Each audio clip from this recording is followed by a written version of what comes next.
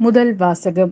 திருத்தூதர் பணி அதிகாரம் 5 திருவசனங்கள் 27 முதல் 33 வரை. அழைத்து வந்தவர்களை அவர்கள் யூத தலைமை சங்கத்தின் முன் நிறுத்தினார்கள். தலைமை குரு அவர்களை நோக்கி, நீங்கள் இந்த இயேசு பற்றி கற்பிக்க கூடாது என்று நாங்கள் கண்டிப்பாய் கட்டளையிடவில்லையா?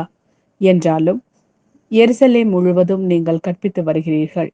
மேலும் இந்த மனிதருடைய இரத்த பலியையும் எங்கள் மீது சுமத்த பார்க்கிறீர்களே என்றார். அதற்கு பேதுருவும் திருத்தூதரும் மறுமொழியாக, மனிதர்களுக்கு கீழ்ப்படிவதை விட கடவுளுக்கு அல்லவா கீழ்ப்படிய வேண்டும்.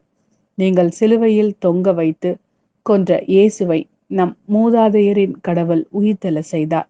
இஸ்ரேல் மக்களுக்கு மனமாற்றத்தையும் பாவ மன்னிப்பையையும் அளிப்பதற்காக கடவுள் அவரை தலைவராகவும் மீட்பராகவும் தமது வலப்பக்கத்துக்கு உயர்த்தினார். இவற்றுக்கு நாங்களும் கடவுள் தமக்கு கீழ்ப்படிவோருக்கு அருளும் தூய ஆவியும் சாட்சிகள் என்றனர். இவற்றை கேட்ட தலைமை சங்கத்தார் கொதித்தெழுந்து திருத்தூதர்களை கொல்ல திட்டமிட்டனர். இது ஆண்டவரின் அருள்வாக்கு. இறைவா, உமக்கு நன்றி. யோவான் எழுதிய நற்செய்தி அதிகாரம் 3 திருவசனங்கள் 31 முதல் 36 வரை. மேலிருந்து வருபவர் அனைவரையும் விட மேலானவர். மண்ணுலகில் இருந்து உண்டானவர், மண்ணுலகை சேர்ந்தவர். மண்ணுலகு சார்ந்தவை பற்றியே அவர் பேசுகிறார்.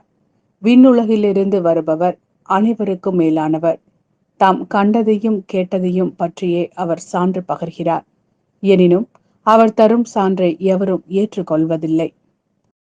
அவர் தரும் சான்றை ஏற்றுக்கொள்பவர் கடவுள் உண்மையானவர் என்பதை உறுதிப்படுத்துகிறார். கடவுளால் அனுப்ப பெற்றவர் கடவுளின் வார்த்தைகளை பேசுகிறார். கடவுள் அவருக்கு தம் ஆவிக்குரிய கொடைகளை அளவின்றி கொடுக்கின்றார். தந்தை மகன் மேல் அன்பு கூர்ந்து அனைத்தையும் அவர் கையில் ஒப்படைத்துள்ளார். மகனிடம் நம்பிக்கை கொள்வோர் நிலைவாழ்வை பெறுவர்.